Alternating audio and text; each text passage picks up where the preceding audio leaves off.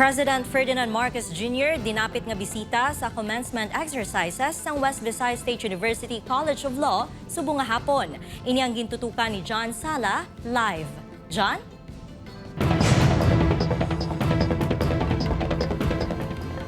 Zen, importansya sa mga future lawyers sa nation building, pagbulig sa mga Pilipino kag pagpatuman sang intsakto sang mga layi diri sa pungsod na ginatagan sang sentro ni Presidente Ferdinand Marcos Jr. sa iya nga nangin speech sa third commencement exercises ng College of Law sa West Visayas State University.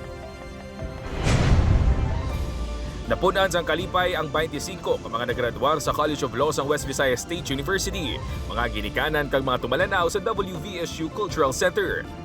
Nangin prestiyoso pa ang kaiwatan bangod sa presensya ni First Lady Liza Araneta Marcos kay isabad sa mga faculty sa bulutuan kag sang dinapit ka bisita nga si Presidente Ferdinand Marcos Jr. Ang presidente man ang nagserbe nga commencement speaker. Sa iya speech, ginhinyo sang presidente sa mga graduates nga gamito ng ilang mga natunan sa law school sa pagbulig sa pungsod. May you use your expertise to help build a nation worthy of the aspirations of our people.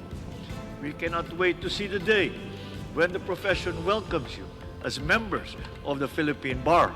Nakuman sunod sa presidente ang iya pagsalig sa nag-graduate nga batch subong nga tuig bangod sa pagsalig kuno sa iya tiayon sa ila bilang ila profesor. My confidence in this graduating class is stronger than most because the First Lady believes in you. Ginpahayag man sa presidente nga ang bag-o lang natapos nga 4-story building sang College of Law ang pagpakita sang suporta sa administrasyon sa edukasyon. Matapos ang commencement exercises, nagpadulong ang presidente upod si DPWH Secretary Vince Dizon para sa inaugurasyon naman sang College of Law building sa universidad.